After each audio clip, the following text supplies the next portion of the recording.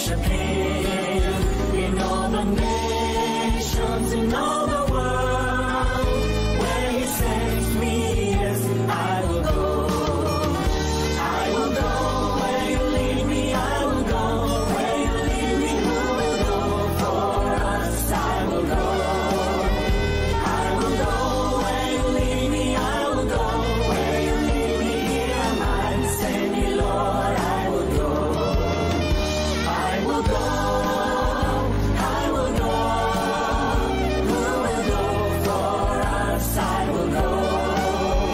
I will go. I will go. Here am I, send me, Lord. I will go. I will go. I will go. I will go.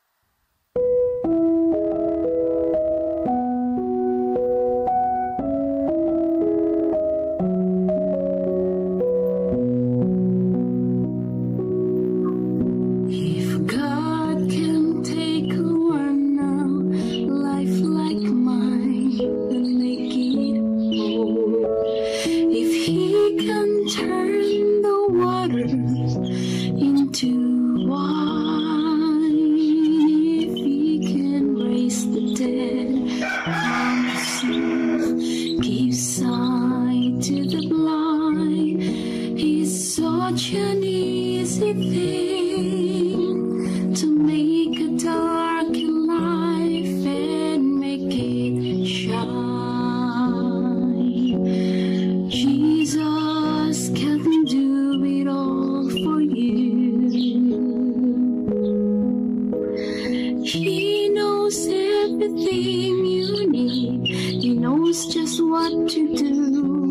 Should have seen the way I was before I let Him through. If He did all this for me, I know that He can do it all for you. Life is just a game for me to play on and on. I pass out with 1,000 pieces gold, and every time I thought the picture fit, I found out I was wrong. My life was incomplete, 'cause Jesus had the pieces all along. Jesus can do it all for you. He knows everything you need. He knows just what to do. Should have seen the way I was before I let Him through. If He did all this for me, I know that He can do it all for you. Jesus can do it all for you. He knows everything you need. He knows just what to do. Should have seen the way I was before I let Him through. If He did all this for me, I know that He can do it all for you. If He did all this for me, I know that He can do it all for you.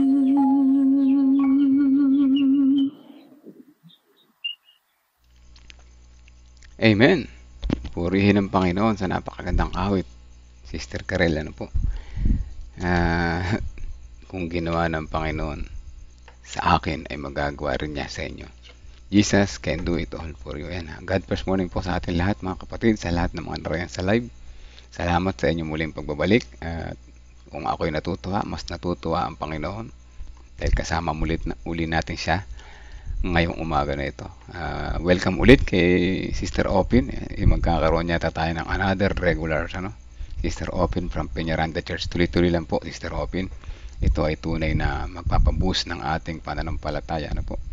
At kung tayo busy sa maghapon, bigyan natin ng kaunting oras sa umaga ang ating Panginoon. At buong hapon tayo magiging okay. Ayan, ano man yung mabigat na pagdaraanan natin, magiging magaan kapag kasama natin si Jesus.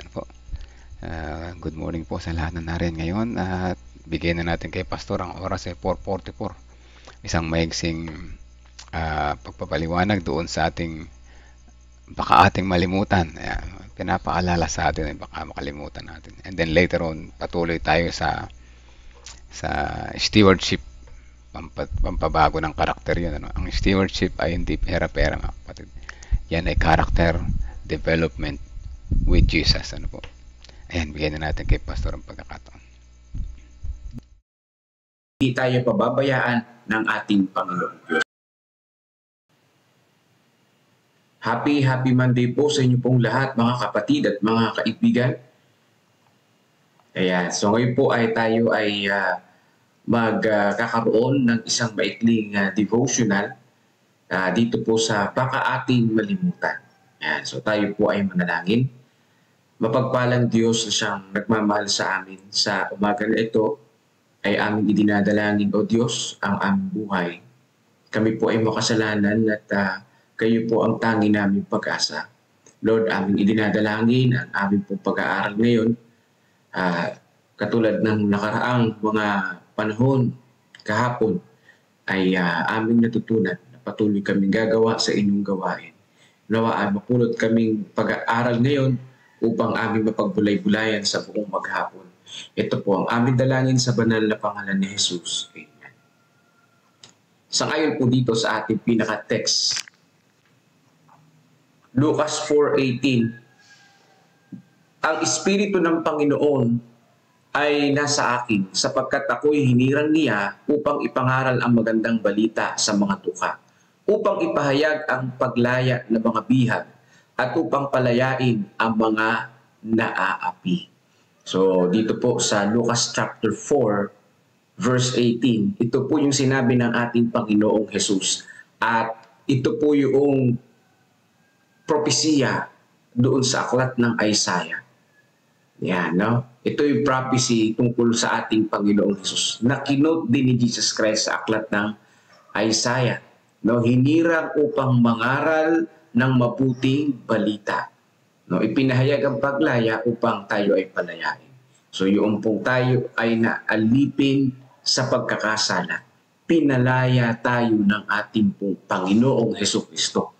Ayan, naalipin tayo sa pagkakasala, pinalaya tayo ng ating tagapagligtas. So napakaganda na sinabi ng banal na kasulatan na ito na tayo mga kapatid ko sa pamamagitan ng ating Panginoon ay kanyang pinalaya. So basahin po natin ng baka ating malimutan. Ang milirismo sa mga pangmalawakan ay isang kilusan para sa mga puti sa hilaga o ng mga Amerika. Noong panahon ang karamihan sa mga itim ay naninirahan pa rin sa timog. Ngunit natuklasan kami ng pare-parehong ebidensya na ang mga African American ay dumalo sa mga pagpupulong ng Adventista at mga camp meetings. Noong kalagitnaan ng 1843, ang responsibilidad na agresibong gumawa para sa populasyon ng mga itim ay naging mas malinaw sa mga pinuno ng Millerite. Bunga nito, gumawa si Charles Fitch ng isang matagumpay na misyon sa isang pangunahing pagpupulong noong Mayo para maglikom ng isang koleksyon para sa isang manggagawa na magtutungo sa ating mga kapatid na may kulay. Kinabukasan, ang mga dumalo ay nangolekta ng mga pondo para isuporta kay John W. Lewis, isang lubos na iginagalang na may kulay na mga ngaral upang makapagtrabaho ng full-time sa lubos na napabayaang grupo ng ating mga kapatid, na kung saan siya ay lubos na malapit na konektado. Pagsapit ng February 1844, iniulat ni Himes na marami sa mga taong may kulay ang tumanggap sa doktrina sa Philadelphia. Ang isa sa kanilang pinakamahusay na ministro ay tinanggap ng buo ang doktrina at inilaan ang kanyang buong sarili sa pagpapahayag nito. Ang isa pang itim na mangangaral ng mensahe ng pagparito ay si William E. Foy, na nagkaroon ng ilang mga pangitain simula noong January 18, 1842. Ang mga pangitain iyon ay dumating sa kanya sa isang paniniwala sa malapit ng parito, bagaman gaya ng sinabi niya, ako ay salungat sa doktrina ng malapit ng pagdating ni Jesus, hanggang sa matanggap ko ang mga pangitain. Sa kabila ang paniniwala sa malapit na pagbalik ni Jesus, isinulat ni Foy na ang tungkulin na ipahayag ang mga bagay na ipinakita sa akin, sa aking kapwa nilalang, at babalaan sila na tumakas mula sa puot na darating, ay nanatiling mabigat sa aking isipan. Nilabanan ni Foy ang kanyang paniniwala sa loob ng ilang panahon dahil ang mensahe ng pagparito ay lubhang kakaiba mula sa inaasahan ng mga tao at sa bahagi ay dahil sa pagkiling ng mga tao laban sa mga kakulay ko. Yan. Ngunit sa gitna ng isang panalangin ng matinding pagkabalisa, nakatanggap siya ng tiyak na impresyon na sasamahan siya ng Panginoon kung ibabahagi niya ang mensahe. Napakaganda niya. Dahil dito, nagsimula siyang mangaral ng kanyang bagong pananampalataya. Ang mensahe ng pag-asa ng pagparito ay laging nakatagpo ng mga mapagtanggap na puso sa mga inaapi sa mundo, anuman ang kanilang lahi o kultura. Yaong mga nagtatayo ng kanilang mga kaharian sa mundong ito ang matigas na di tumanggap sa mensahe. Dapat nating tandaan na ang lahat ng mga naninirahan sa lupa ay nasa ilalim ng pagkaalipin ng kasalanan at kailangan palayain ng isa na dumating upang palayain ang bihag. Ang pag-asa ng pagparito ay ang walang hanggang pangarap ng kalayaan para sa bawat tao. So nakita nyo na dito mga kapatid ko, no? Yung pong pangangaral doon sa African American, ayan, ay nagpapakita mga kapatid na ang pangangaral ay hindi po exclusive lamang sa mga puti o sa mga pogi. Ibig sabihin, hindi lamang po yan ay para sa mga certain people o yung kaligtasan ay hindi lamang po doon sa mga pili, mga kapatid. Lagi nating tatandaan, ang pangangaral ay para sa lahat ng mga tao. Anuman ang iyong kulay. Ayan, ano? Anuman ang iyong kulay, ang pangangaral ay para sa lahat ng mga nilalang. Katulad dito ni Foy, no? Yung kanyang pangitain. Hindi lang pinanggit ko anong pangitain, pero tungkol sa Panginoong Diyos na pagdating. No? Walang binigay sa kanya na date, no? Kung kailan, pero yung ikalawang pagdating ni Jesus, yung kanya naging pangitain. Ibig sabihin mga kapatid, ang ating Panginoon, mahal niya at mahalaga sa kanya ang lahat ng mga klase ng mga tao sa sanlibutan. At kilala niya at siya ay handang tumulong. Yan, isa pa sa punto na kita ko dito, yung po mga ngaral na katulad natin mga kapatid, ay hindi dapat matakot sa pagbahagi ng mabuting balita, lalo na ngayong Harvest 2025. Bakit mga kapatid? Dahil ang sabi doon, ang Diyos ay sasamahan tayo sa pangangaral, sa pagbabahagi ng mabuting balita. Kaya tayo dapat, mga kapatid ko, ay gumawa. Gawin natin yung bahagi natin. Gawin natin ang ating makakaya upang pabalitaan ang maraming mga tao, mga kapatid ko. So yan po ang binabanggit dito sa ating pong devotional. Hindi tayo pababayaan ng Diyos. Gagabayan niya tayo. Kahit ano pa mang lahi o kulay yan. Kahit pa man yan ay talagang walang kapag-asa. Lagi nating tatandaan mga kapatid, tayong lahat ay mga alipin ng kasalanan. Bihag tayo ng kasalanan. Bihag po tayo ng papunta na tayo sa kamatayan. At ang magpapalaya sa atin ay ang katotohanan, di ba? Walang iba kundi ang ating Panginoong Hesukristo na hinula ni Isaiah, di ba? Pangitain kay Isaiah at muli binanggit ng ating Panginoong Hesus dito sa Lucas 4. At yung mensahe na yun, mga kapatid, araw ng Sabat yan. Kung babasahin niyo po sa verse 16, araw po ng Sabat yan. Si Jesus Christ ay pumunta sa Nazareth at pumunta sa sinagoga ng araw ng Sabat at binasa ang aklat na yan, ng aklat ng Isaiah na record dito sa Lucas chapter 4. Kaya napakahalaga nito, mga kapatid. Pinalaya tayo sa kasalanan.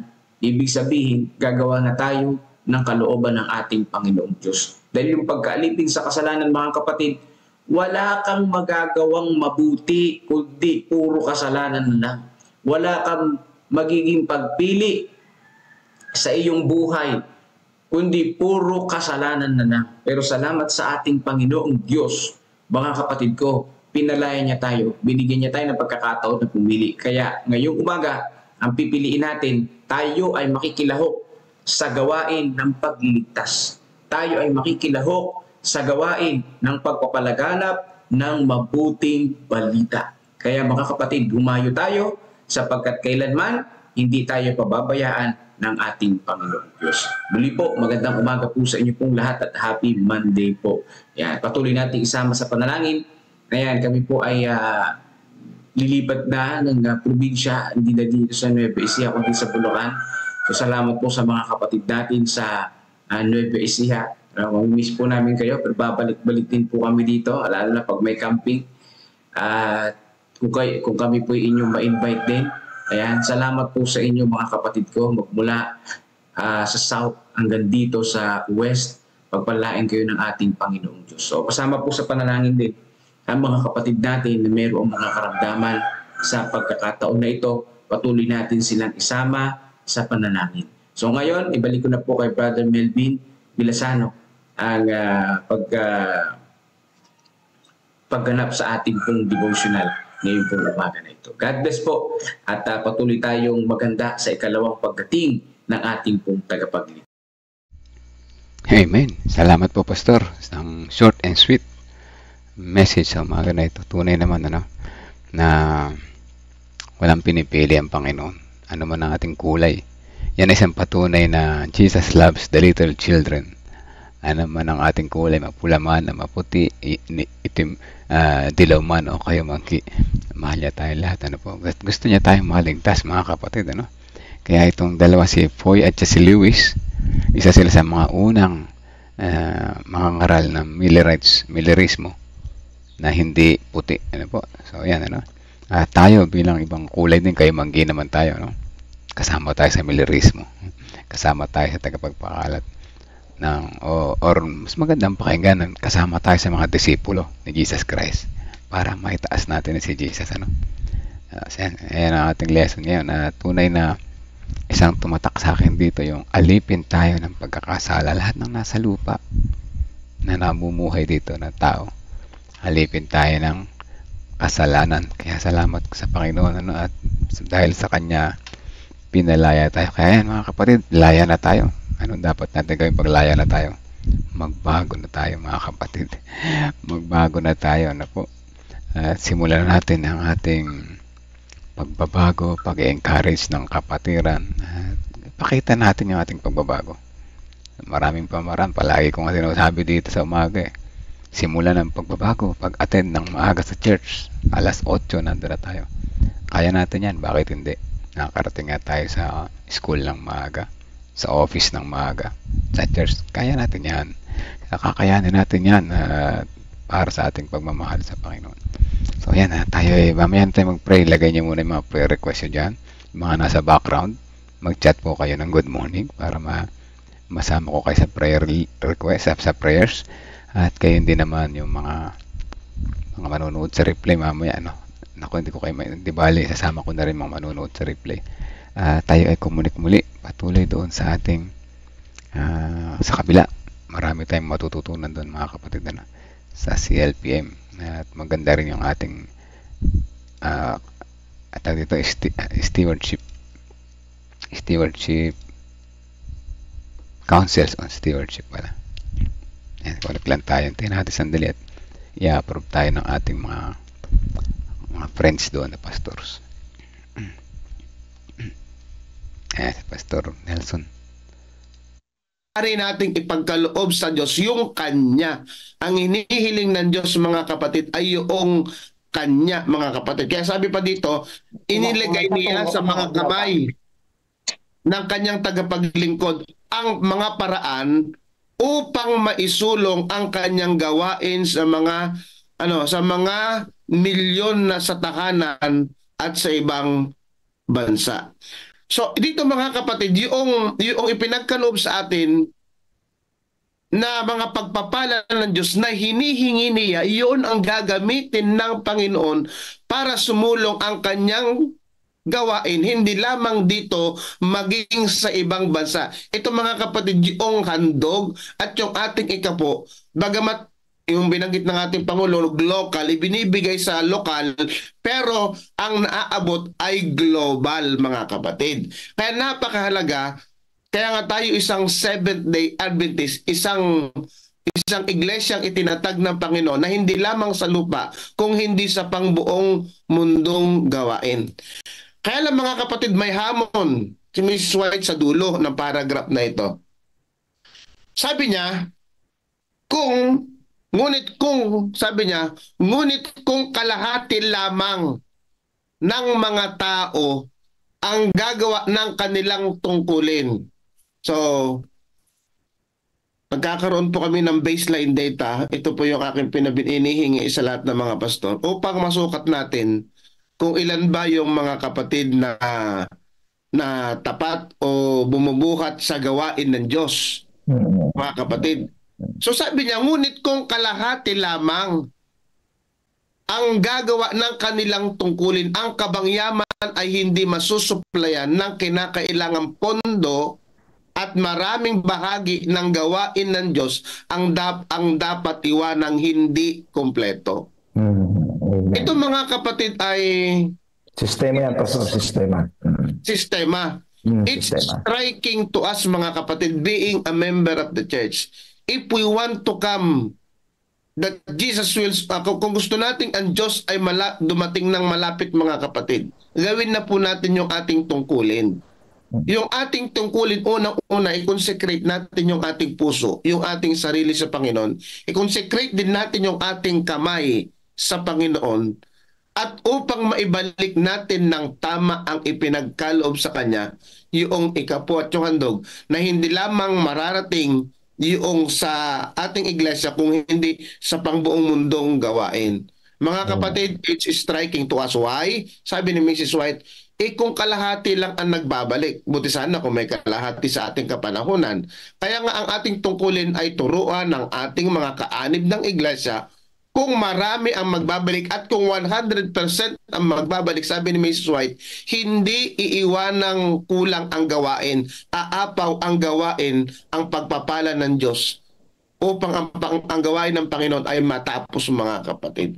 Consecration, we need to consecrate our heart, our hands in the feet of Jesus, that even our treasure, we need to consecrate. Why? For God's cause. Amen. Sana, mga kapatid, ay sabi dito, hindi iiwanang kompleto. Maraming bahagi ng gawain ng Diyos ang dapat iwanang hindi kompleto kung kalahati lamang ang nagbibigay. So sabi ng Panginoon, lahat. Bakit? Kasi lahat ay yung pagpapala ng Diyos, tuloy-tuloy. Kung tuloy-tuloy ang pagpapala, regular din. Kung regular ang pagpapala ng Diyos, regular din nating ibabalik kung ano yung para sa Kanya. So yun lang, Pastor Junel. Pagpalain tayo ng Panginoon. Pastor Junel, salamat, Pastor Nelson, sa pagdidiin. Let me reiterate that, mga kapatid, very fast. Ilagay lang po natin sa sistema. Ako ho isang ayon, ha. Palagi ho kasi naririnig ito, Pastor Nelson. Ito ang kalaban natin, Itong kalaban natin, pangatwiran. Nagbibigay naman kami. Oo, mga kapatid, totoo po. Kami ho isang ayon dyan. Hindi lang ho na ililista. Ganun. Paano nga ho maililista sa sistema? Hindi ho nakalagay nga po doon sa sistema na ating nais na mapabilis ang gawain ng Panginoon. So we are offering to you the World Church System, mga kapatid. We are in the World Church System. Hindi ko namin kayo pinipigilan magbigay kung saan niyo po gustang magbigay kasi yun po yung inyong consecration ng inyong puso. Pero nag-o-offer po kami sa inyo ng better way. Ito ay isang magandang sistema. Ilagay po niyo sa isang sistema ng combined offering plan ang inyong mga consecration sa offerings. Other gifts, nakalagay din po dyan sa sulat ni Sister White. Other gifts, yun po yung or more. Kung may gusto niyo po kayong specific, yung mga gusto po ninyong sustinahan, lagyan niyo pa rin po, depende ho sa nabuo ninyong pusong nagpapasalamat at pagmamahal sa Panginoon o maaapaw. Pero ilagay po muna natin sa sistema kung paano po ninyo ibinabalik ang tithe ng buong buo, ibalik din po natin yung offering na katulad ng tithe. And we will see what will happen at least 6 months from now. 6 months from now, mga kapatid, we will see what will happen. And we are challenging you, mga kapatid. Titiyakin ko po sa inyo, hindi na ho kayo magsusulisit sa misyon. Kami na ho ang bababa para itulong ang dapat na itulong sa gawain ng Panginoon. Payamanin natin ang gawain, yayaman ang lahat ng local church sa Central Luzon Provinces Mission. Pagpalain kayo ng Panginoon, put God first, and you will never be last. Amen. Okay, thank you very much po, Pastor Nelson at Pastor Jerry, no? Sa inyong i-share. Gusto ko po i-share, Pastor, itong comment po ng ating kapatid dito po sa platform at dito sa ating Facebook. Sabi po dito ni Brother Norberto Villanio Jr., pinabilis ng COP ang gawain ng Diyos sa lokal at global. Yan nga po ang kadalasan nakafocus tayo sa lokal. Kaya specific ang offering natin. Di naman po masama na yon ang dating practice natin. Pero yung danger, nakaligtaan natin ang kailangan ding mission office natin at sa global ang support. Kaya kung natapos na ang gawain sa lokal pero di pa natapos sa global, still the work of proclamation is incomplete. Totoo po. Yan. Totoo yun, mga kapatid. Kaya praise the Lord po. Kaya mahalaga, mga kapatid ko, na ma-educate tayo. Tama yung sabi ni Pastor Jerry, nandun tayo sa tamang sistema ng pagiging katiwala ng ating Panginoon. Dito naman po sa platform, ayan, kay Pastor Joey, financial support for God's work of God is a divine privilege. It reflects our trust in Him, our commitment, His mission, and our love for His people. When we give, we partner with God in expanding His kingdom, and in return, He blesses us abundantly. Let us therefore give cheerfully, generously, and faithfully. Amen. At sabi naman po ni... Pastor, saglit lang. Sige po. Sige po. Pastor Joey, alam niyo, mga kapatid, that is very holistic. Yung sinabi ni Pastor Joey na yan. Sinamares na po niya yung lahat ng ating sinabi dito sa buhat pa ng simula. Salamat, Pastor Joey, for emphasizing that. Very, very complete. Praise the Lord, praise the Lord. Thank you, Pastor Joey. Yeah. Amen. Okay. At sabi naman po ni Ma'am Joy, dito, napakaganda po nung save in order to save others. Yan, okay. No po, yan sa mga kapatid. Maraming salamat, mga kapatid ko, sa mga reflections na inyong sinishare. Baka may pahabol pa po before na tayo magpatuloy. Ang ating oras ay 5:07, no? May gusto pa po ba, mga kapatid? Kay Sister Tess, if we love Jesus, we shall love to live for Him, to present our thanks offering to Him, to labor for Him, the very labor will be light. Ayan, nakuha niya po sa Christ Object Lesson 49. Okay? Ato pa, kay Brother Ed, ang isa pong matarget na gawain ay ang ating mga ospital ay maging less na rin ang bayad kapag may free, kapag nagtapat sa lahat. Kasi po, ang Adventist Hospital natin ay pinakamagandang front for spreading the gospel. So, Pastor, no, kapag siguro nga, totoo yan, kapag ang tayo ay magsi-COP lahat, baka yung ating mga hospital, no po, ay free na rin. Pastor, iba ho yung sistema niyan. Sistema niyan. Papasok pa rin ho yan sa sistema ng pamamahala ng ating church. Iba ho yung sistema ng hospital. Tayo po mismo, ang ating pong sistema sa church at saka po yung institusyon, tayo na po magpapadala ng pondo sa kanila. Para ma-operate nila ng tama yung mga charities natin. Kasi wala pong pan-charity ang ang hospital, mga kapatid. Pagpapasweldo lang mo sa kanila, mga pilyado, kulang na. Pagpa-improve pa ng equipment. O tayo na pag nagtulong-tulong tayo na mag-donate sa ospital. O ito, pag-donate namin, pang-improve ng inyong mga CT scan, pang-improve ng inyong lahat ng gano'n. Galing na sa pondo ng offering lahat yan, mga kapatid. Pagpalain tayo ng Panginoon. Put God first and you will never be last. Okay, ayan. So mga kapatid, ayan. Gusto pa namin sanang basahin ang maraming mga comment ninyo mga kapatid, ngunit ang ating oras ay medyo nagdudumali ng konti, right? So ngayon mga kapatid ko, bago tayo dumako sa ating tagapagsalita ay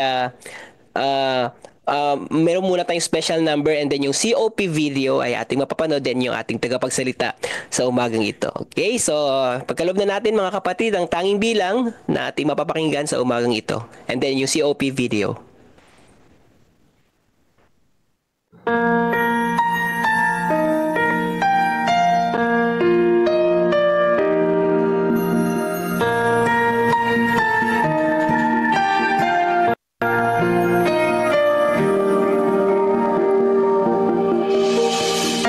Reaching out with no one to hold. You've been abandoned with no place to go. Wounded and wanting such desperate times. Cold, bitter tears are filling your eyes. Of Jesus, for he is right there with you. He knows just what you need. 'Cause when life gets broken, when you're in despair, he'll carry your burden when it's too much to bear. It's down in the strength. There is nothing you have lost that he can't replace. He'll help you start all over again when life gets broken.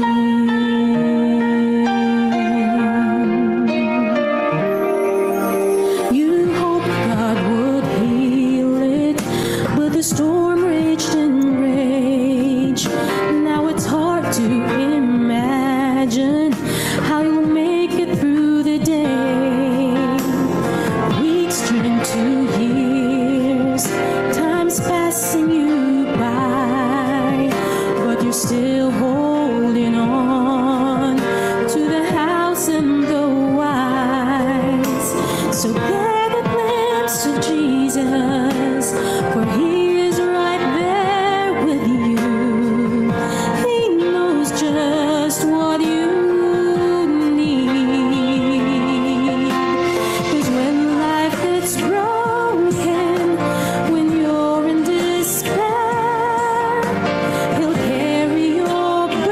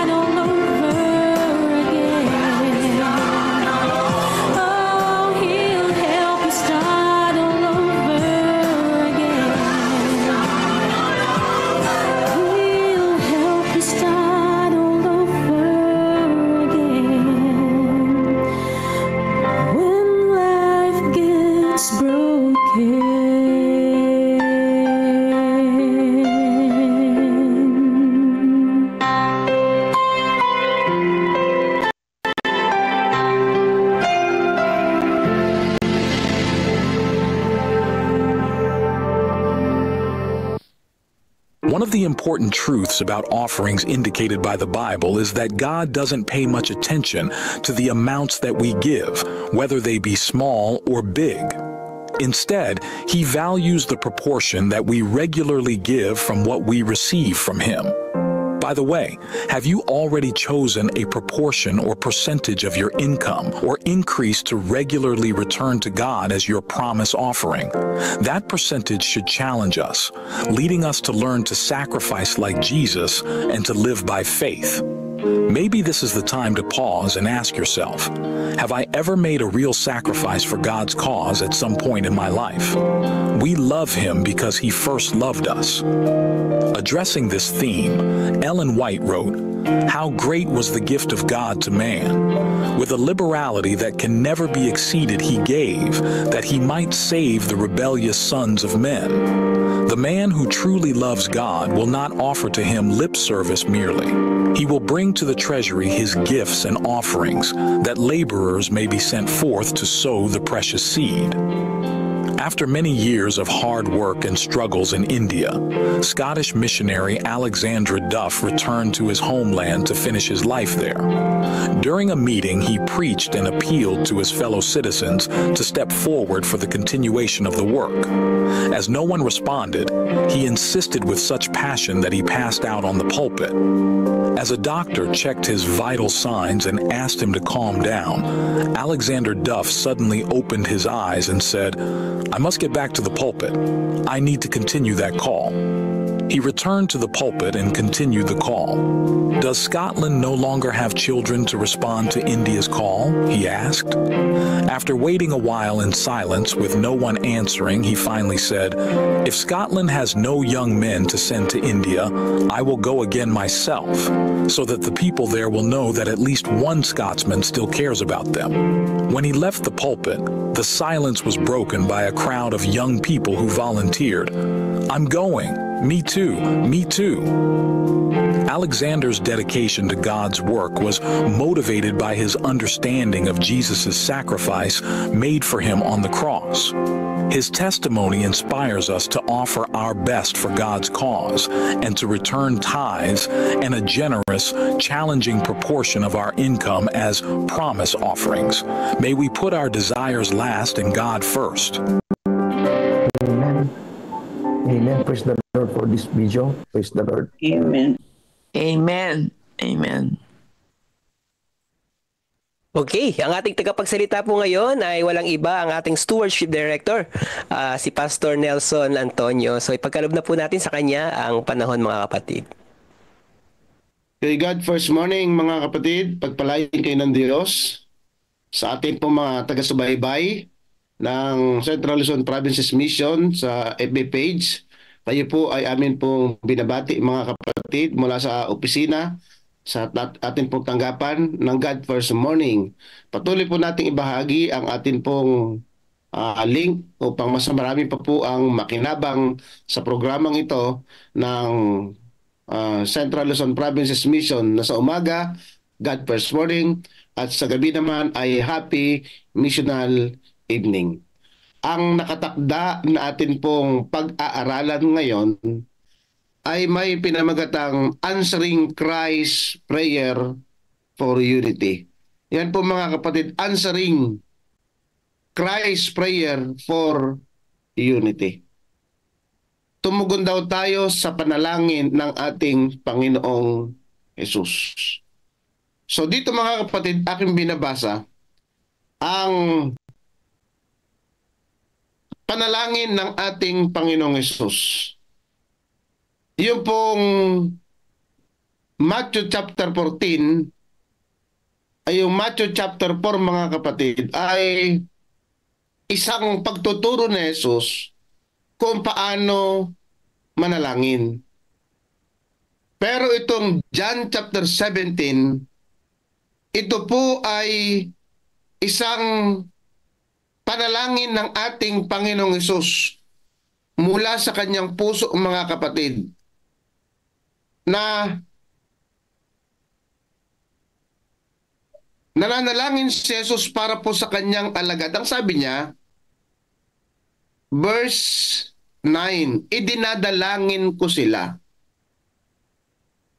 hindi ang sanlibutan ang idinadalangin ko, kundi yaong mga akin ay ibinigay mo, sapagkat sila'y sa iyo.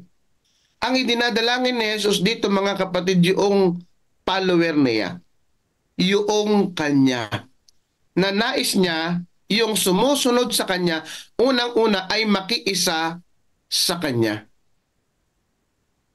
Makiisa sa ating Panginoon, because if we are united with Him, we can be united to one another.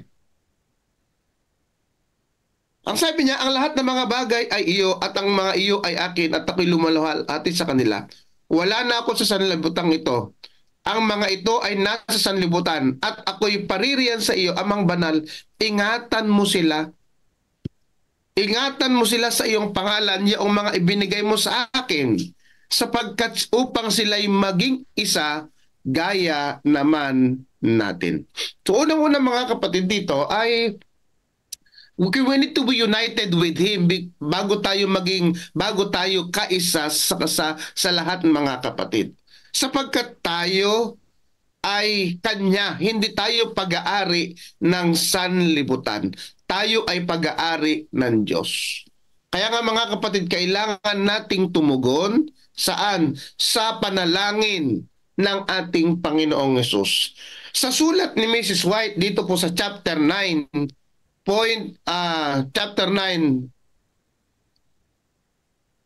mga kapatid, ay meron lamang 2 maiksing paragraph ang atin pong papag-aralan ngayon.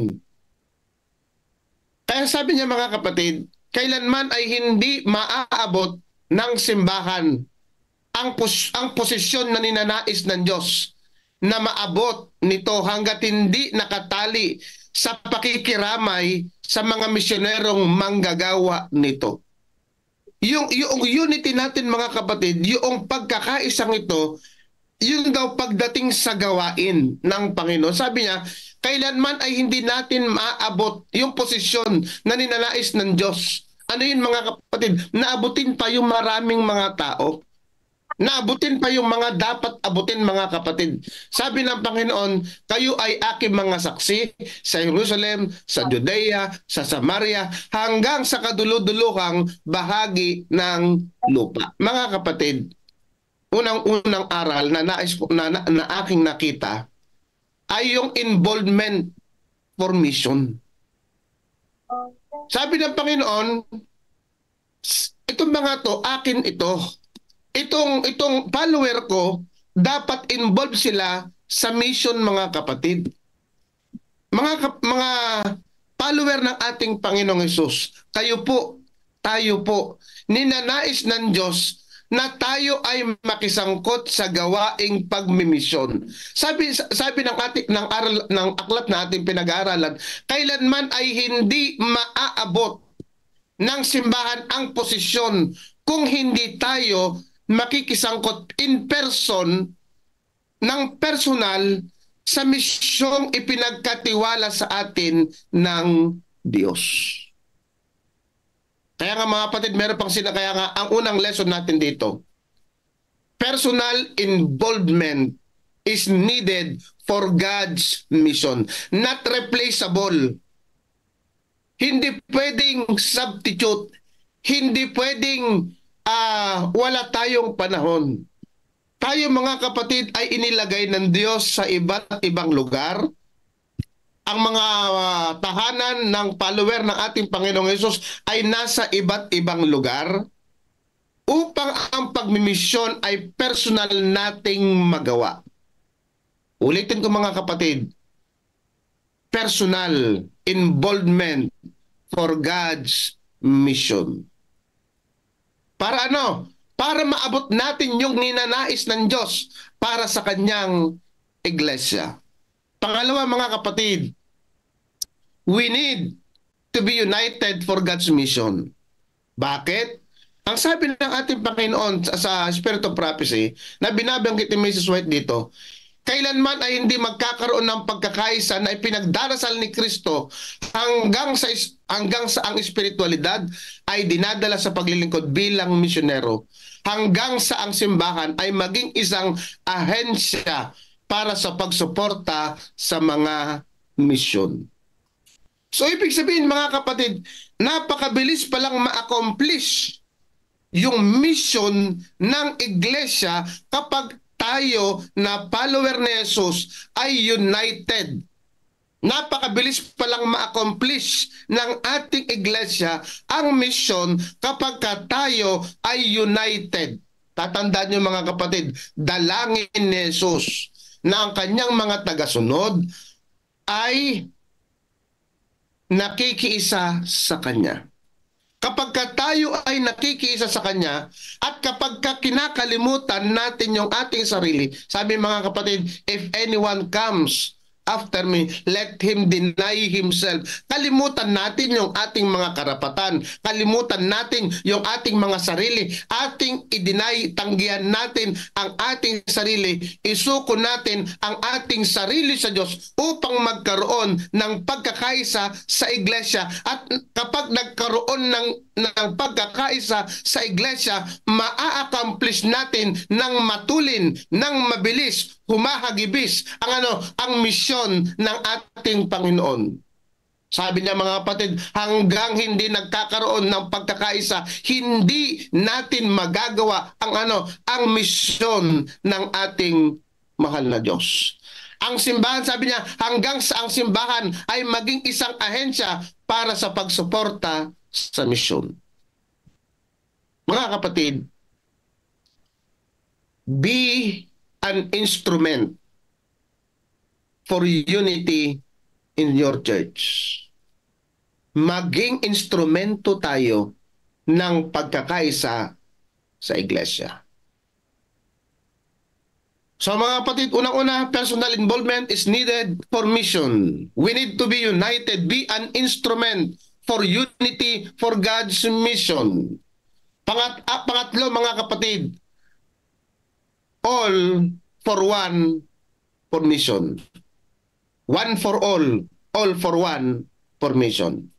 Ang sabi ni Mrs. White mga kapatid sa paragraph, nagpatuloy siya, ang mga pagsisikap ng mga missionary ay hindi may isa sa katuparan kung ano ang dapat nilang gawin hanggang ang mga miyembro ng simbahan sa tahanan ay nagpapakita hindi lamang sa salita kung hindi sa mga gawa na natanto nila ang obligasyon na nakasalalay sa kanila na bigyan ang mga misyonaryong ito ng kanilang taos-pusong suporta. Dalawang binabanggit dito mga kapatid, yung taos-pusong pagsuporta sa pamagitan ng ating mga ikapo at mga handog. Ito mga kapatid, ang sumusuporta para sa pagmimisyon. Kapag lahat tayo, all for one, one for all, ay lahat ay sumusuporta sa pamagitan ng ating mga ibinabalik sa Diyos, sa pamagitan ng ating mga handog, mga kapatid, ang misyon ng Diyos ay maaari nating marating. Hindi lamang yung all for one for mission, lahat tayo, total member involvement is needed to accomplish the mission of the church. Sabi dito, ang pagsisikap ng mga missionary ay hindi may sasakatuparan kung ano dapat nilang gawin hanggang ang mga miyembro ng simbahan. Kung lahat ng kaanib ng iglesia ay makikisangkot, bubuhatin ang pagmimisyon ng Panginoon sa pamagitan ng personal na pakikisangkot, sa pamagitan ng taos-pusong pagbibigay ng suporta ng pag-aari ng Diyos. Opo mga kapatid, all for one and one for all for God's mission.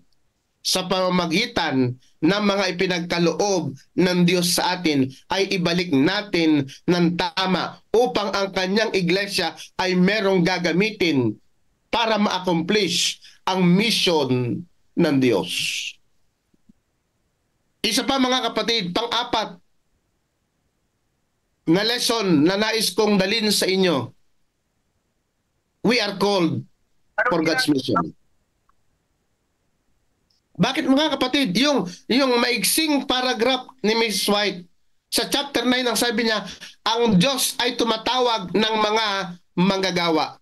Kailangan ang personal na aktibidad. Binanggit ko na po ito kanina mga kapatid.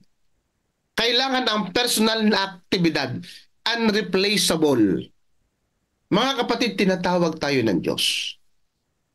Tinatawag tayo ng mahal na Panginoon bilang kanyang manggagawa. Ang manggagawang tinutukoy dito ay hindi po pastor, hindi po elder, kung hindi mga kapatid yung kanyang mga tagasunod. Ang sabi ng Panginoon, ang idinadalangin ko dito ay yung aking mga tagasunod. Yung kanyang follower. Tinatawagan ng Diyos mga kapatid ang lahat ng kanyang manggagawa. If we truly, kapag tayo ay totoong sumusunod sa Panginoon, therefore we count ourselves as workers of God.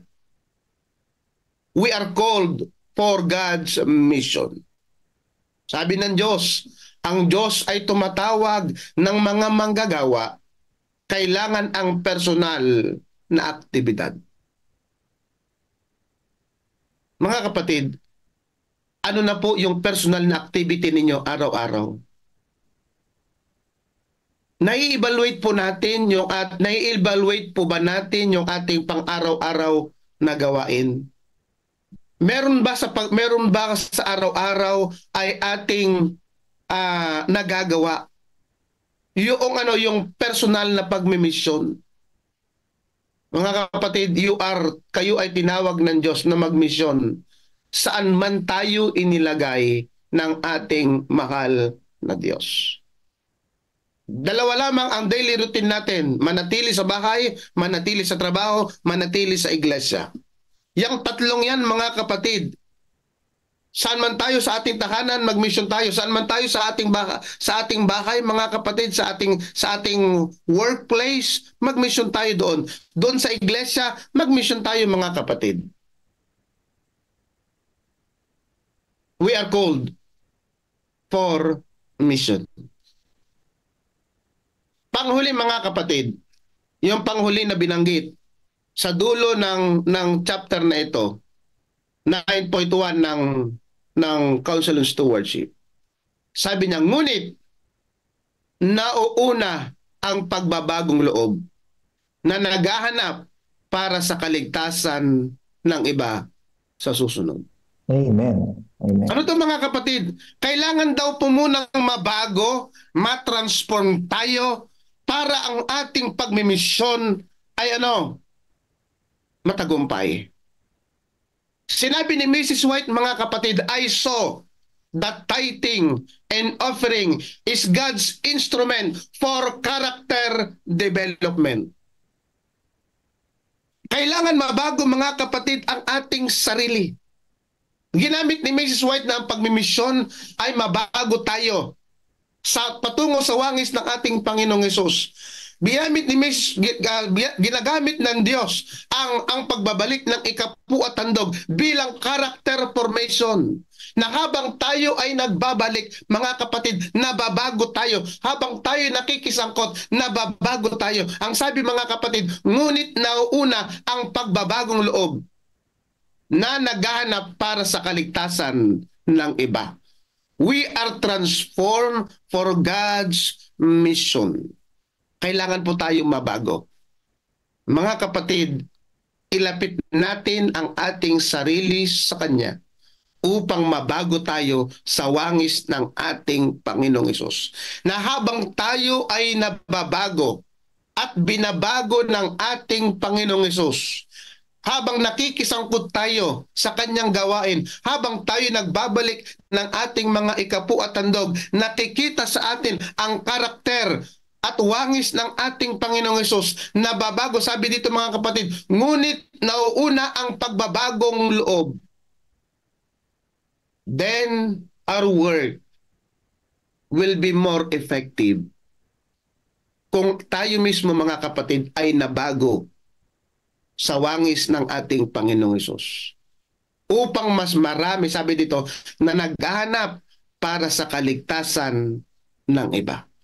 Mga kapatid, sa maigsing pagkakataon, na ipinagkaloob ng Diyos para pag-aralan ang kanyang aklat. Mga unang-una, personal involvement is needed for mission.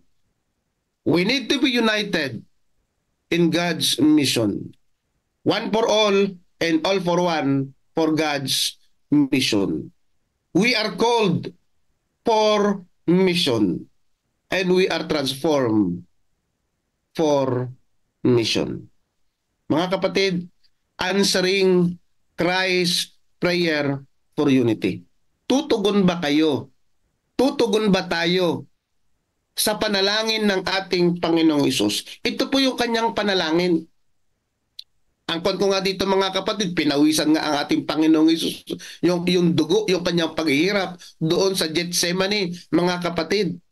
Taos nasa puso niya, idinadalangin niya tayo. Tumugon po tayo sa panalangin ni Hesus. Mga kapatid, panahon na upang isulong ang gawain ng Panginoon, lalong-lalo na sa ating huling kapanahunan. Be part of God's mission. Be an instrument for unity, mga kapatid, and transform for God's mission. Pagpalain tayo ng ating mahal na Diyos. Amen. Praise the Lord. Thank you, Pastor. Amen. Thank you very much. Thank you very much, Pastor Nelson Antonio, sa napagandang pagbabahagi at paalala sa bawat isa sa atin mga kapatid na meron tayong malaking gawain na dapat lagi natin pinaghandaan at yan ang gawain ng ating Panginoon. Praise the Lord po mga kapatid. At ngayon tayo po idadako na sa ating United Prayer na pangunahan po ng inyong lingkod para... Amen mga kapatid. Salamat po sa panawagan. Sabi nating panawagan, ano? Sino nanawagan sa atin? Walang iba kundi ang ating Panginoong Hesus. Bigla niya pinag-pray pa tayo. Pinag-pray pa tayo ni Jesus sa Gethsemane, mga kapatid. Para tayo makiisa sa misyon. Ano po?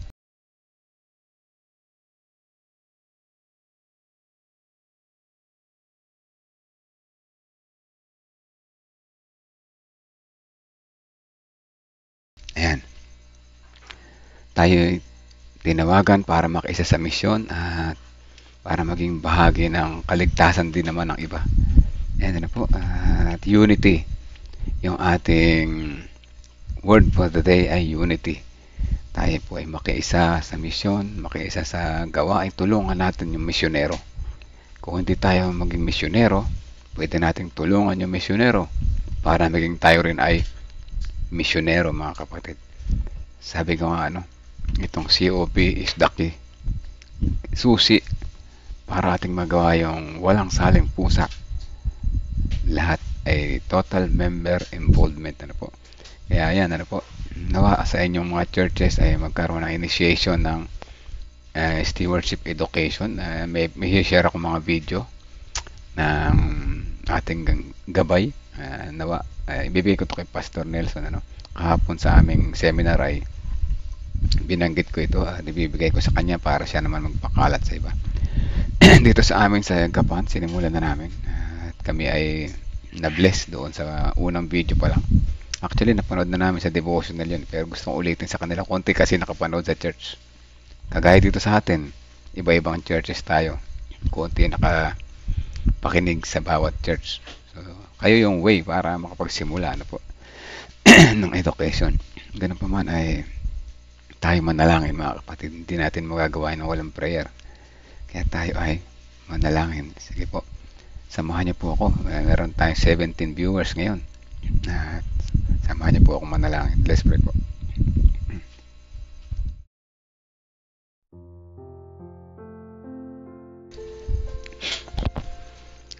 Amang banal na makapangyarihan sa lahat. Salamat po unang-una sa buhay at kalakasan na niyo binigay sa amin sa umaga na ito. Salamat at muli niyo kaming ginising, tinawag muli, nakumunik po sa inyo sa umaga na ito. Muli naming makita ang inyong kabutihan, ang inyong panawagan sa amin. Salamat sa pagtitiwala sa amin, maging ano man ang aming kulay, kagaya doon sa kay Lewis at kay Foy. na kung saan sila ay naging unang mga ibang kulay na ibang lahi na milerismo. Kami rin naman ay mayroong ibang kulay, ibang lahi, ngunit kami nais namin maging parte ng pagtatapos ng gawain. Tulungan niyo po kami magkaroon ng unity sa pagtatapos na iyong misyon, na kung saan mapapabilis ang iyong pagbabalik. Nalalaman namin ang sistema na ito ay magpapabago ng aming karakter, mapapabilis ang gawain, mas maraming mapapaabot ang balitang kaligtasan. O dakilang Diyos, isa rin ito sa magkakaroon ng magandang bonding ng aming kapatiran. Kaya ang dalangin namin ay gabayan niyo po kami, matutunan namin na ilapit ang aming puso po sa inyo, buksan ang aming puso sa inyong pagpasok sa amin at tanggapin namin kayo bilang aming gabay, aming partner, aming provider, aming protector. O dakilang Diyos, salamat po sa aral na ito na unity. Nawa makita namin, masumpungan namin tapat ang aming mga sarili, makalimutan ang pagiging makasarili, makalimutan ang pagdadoubts, makalimutan namin ang pagmamataas at magpakumbaba sa inyong paanan. Kayo ang aming maitaas, o dakilang Diyos. Salamat sa mga lesson sa umaga na patuloy na gumigising sa amin, sa aming mga pagkakatulog. Sa patuloy na aming panalangin, nais namin isami sa panalangin ng mga prayer request ng kapatiran. Una na si Sister Abel Hermino, sa kanyang pagpapatuloy na pagpapagaling, samahan niyo po siya patuloy sa bawat araw. Kaya din naman si Brother Ramon Hernandez, sa kanyang kalagayan ay bigyan niyo po siya ng kalakasan at ipagkaloob sa kanila ang inyong pagmamahal. Kaya din naman si Sister Zenaida Manarang, si Ate Sally Sanchez, o dakilang Diyos, ang kanilang kahilingan ay napakaganda. Nais nilang makasama sa pananampalataya, sa pagsamba, kanilang mamahal sa buhay na asawa. Kayo po ay alam namin na makatutulong sa amin, sapagkat sa aming sariling kakayanan ay wala po kami magagawa.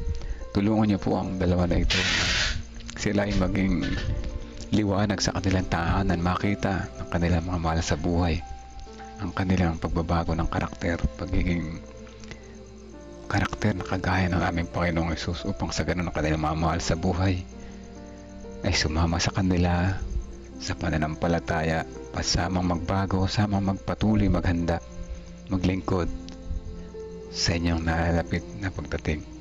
Masarap, o dakilang Diyos, masarap makita ng mag-asawa ay mayroong unity sa Panginoon, sa paglilingkod, sa lahat ng bagay.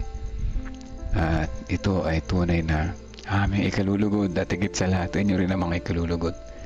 Kaya inyo pong dinggin ang kanilang panalangin, at kaya din naman ang iba pang mga prayer request ng kapatiran. Ang Alpindo family, comfort na aming panalangin para sa kanila, na sila pagkawala ng kanilang ama ng tahanan ay nalulungkot sa mga sandali na ito. Inyo po silang comfort sa pamamagitan ng inyong mga pangako, sa pamamagitan ng inyong pagmamahal. Dalangin din po namin si Tatay Divino Alabanza sa kanyang operasyon na gagawin sa taon na ito. Patuloy niyo po siyang bigyan ng kanilang mga pangailangan. Dalangin din po namin patuloy ang nanay ni Brother J. Cruz, na magkaroon nawa ng lunas ang kanyang karamdaman. At kaya din naman si Sister Estrella Joy Herelia, siya po ay nasa ibang lugar, at nawa magkaroon na siya ng permanent visa, at nagkaroon sa ganun ang kanyang pamumuhay ay maging stable doon at makatulong sa kanyang pamilya dito sa Pilipinas. At kaya din salamat sa iba pang mga pagpapala na binibigay niya sa bawat isa sa amin. Dalangin din namin si Sister Hazel, na kung saan siya ay nabibigatan sa buhay. Patuloy naman palakasin ng kanyang pananampalataya sa kabila ng mga pagsubok na dumarating sa kanilang buhay. At patuloy na kayong makasama niya ang ngayong pagmamahal ay patuloy niyang maranasan at makita niya kayo bilang aming dakilang Diyos, protector, provider, at aming tagapagligtas. Dalangin din po namin ang mga pamilya na nakikinig ngayon. Ang sambahayan ni Ate Revy, kasama ng San Leonardo Church. Ang sambahayan ni Sister Vicky Jimenez. Ang sambahayan ni Nanay Nerissa, kasama na si Veronica, kanyang mga apo, si Brother Rinaldo Eusebio at ang iba pa. Dalangin din namin si Sister Shirley at ang kanyang buong sambahayan. May mga kahilingan din sila o dakilang Diyos.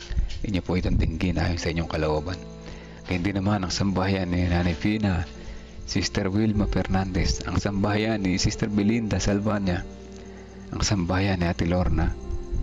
O kaya din sa aming sinasama sa panalangin, ang sambahayan ni Sister Sweetie, kasama na si Sister Hannah, ang sambahayan ni Sister Emilinda Makalalag. Dalangin namin yung kanyang mga nanay na may sakit, ang kanyang mga anak, ang kanyang mga kapitbahay. Tulungan niyo po siya magkaroon ng lakas ng loob na makapagbahagi sa kanyang mga kapitbahay, kahit sa pamamagitan lamang ng pananalangin para sa kanila. Mailapit niya ang kanyang mga kapitbahay sa inyo. Makilala kayo bilang aming Panginoong Diyos na buhay, na nariyan, mapagmahal sa amin, nagbabantay sa amin. Gamitin niyo po Sister Emelinda o dakilang Diyos. Makita sa kanyang karakter ng pagbabago, ang liwanag na nagmula na ibigay niyo po sa kanya.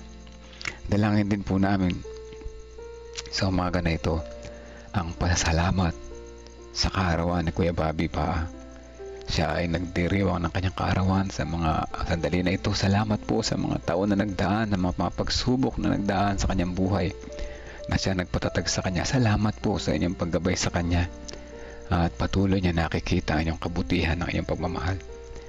At salamat sa mga patuloy pa ng mga taon, buwan, mga linggo, mga araw, mga panahon na darating, na patuloy niyo siyang samahan. Ang aming unang-unang panalangin sa kanya ay ang kanyang kalusugan o dakilang Diyos. Patuloy niyo pong sustain ng kanyang kalusugan, at patuloy siya makatulong sa gawain, sa misyon, sa church, sa kanyang pamilya, sa kanilang nasasakupan. Magpatuloy siya maging liwanag sa kanyang mga anak at mga apo. Dalangin din po namin ang sambahayan ni Sister Marlene Garcia. May mga prayer request din po sila na nais namin ilapit po sa inyo. Ang sambahayan ni Sister Josephine Mercado, dakilang Diyos, kasama na yung kanilang kapatiran ng Piñaranda Church. Marami po sila mga pinagdaraan ng pagsubok sa buhay. Inyo po silang samahan o dakilang Diyos. Makita namin ang inyong pagmamahal, makita nila ang inyong pagmamahal, at patuloy na manampalataya, magtiwala po sa inyo. Dalangin din po namin ang sambahayan ni Ate Sally Sanchez, ang sambahayan ni Sister Elizabeth Erese, ang sambahayan ni Brother Jojo, Sister Janet Gatmaytan, ang sambahayan ni Ma'am Pemi, kasama na yung mga guys pupils, guys teachers, guys parents o dakilang Diyos. May mga plano kami, may mga pangarap kami para sa aming paaralan dito sa aming iglesia. Nagtitiwala po kami o dakilang Diyos na ito'y ibibigay niyo sa amin sa tamang panahon. Tulungan niyo po kami. Ganyan din naman ang sambahayan ni Ate Mitch, ang sambahayan ni Sister Juliet, ang sambahayan ni Sister Nimpa, ang sambahayan ni Kuya Melchor, Kuya Narsing, Kuya Moncheng, at ang sambahayan ni Sister Mildred, sambahayan ni Sister Antonina Nunez, ang sambahayan ni Sister Leonora Cabiedes. O dakilang Diyos, ang mga pangalan na ito namin nabanggit, kasama na iba pang mga pangalan din namin nabanggit na nakikinig ngayon sa live at makikinig mamaya sa replay. Kami po ay lumalapit sa inyo, dinggin ang aming panalangin ayon sa inyong kalooban at hindi nang sa aming kagustuhan, sapagkat ang inyong karunungan ay mas mataas at alam ninyo mas the best para po sa amin. Muli po patawad ko saan mga kami nagkulang at nagkasala. In Jesus' name we pray. Amen. Amen. Amen mga kapatid. Salamat po sa patuloy na pagsama sa prayers. Salamat sa mga na nakaramdam ng pagpapala sa umaga na ito. Purihin ang Panginoon. Ano po? At muli, tayong lahat ay ini-invite. Hindi si Pastor nag-invite sa inyo, hindi rin ako. Si Jesus ang nag-invite sa atin na tayo ay muling kumunik sa Kanya sa bawat ganitong mga live devotional sa panalangin, at tayo ay tunay na mababago yung ating karakter, matututo at tayo ay lalago, ano? At higit sa lahat, magiging kasali tayo sa total member involvement, ano po? Napakasaya, no? Nawa sa ating araw-araw na pamumuhay, sa ating araw-araw na pagpili, unahin natin ang Panginoon. Put God first and we will never be last, ano po? God first morning po sa ating lahat. Ng oras sa 5:49, magpapatuloy maghapon, unahin natin ang Panginoon sa ating buhay, ano po? Hanggang dito lang, at bukas muli ng umaga, hintayin ko kayo, yung mga pangalan nilista ko rito, at ipapanalangin ko ulit kayo bukas, ano po? God first morning po sa ating lahat.